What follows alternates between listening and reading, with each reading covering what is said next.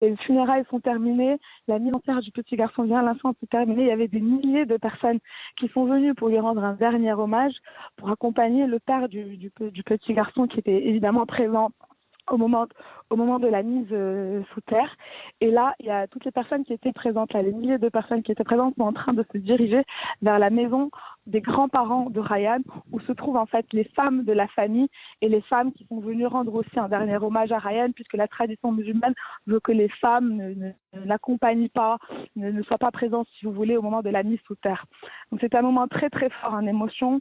Les gens acclamaient le père de Ryan qui semblait totalement dépassé par l'ampleur de l'événement. Il était entouré de policiers, il ne pouvait pas se déplacer sans policiers parce qu'il était accaparé par tout le monde et tout le monde essayait de lui parler, de lui présenter ses condoléances.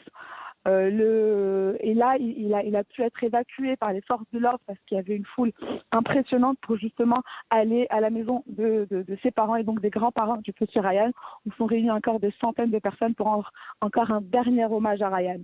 Et ici, toutes les personnes avec qui j'ai pu parler, à chaque fois que j'ai demandé aux personnes « Mais pourquoi vous êtes ici? Comment vous connaissez Ryan ?» Tout le monde répondait la même chose « Mais Ryan, c'est notre enfant. » Donc Ryan est vraiment devenu l'enfant du village, l'enfant du pays.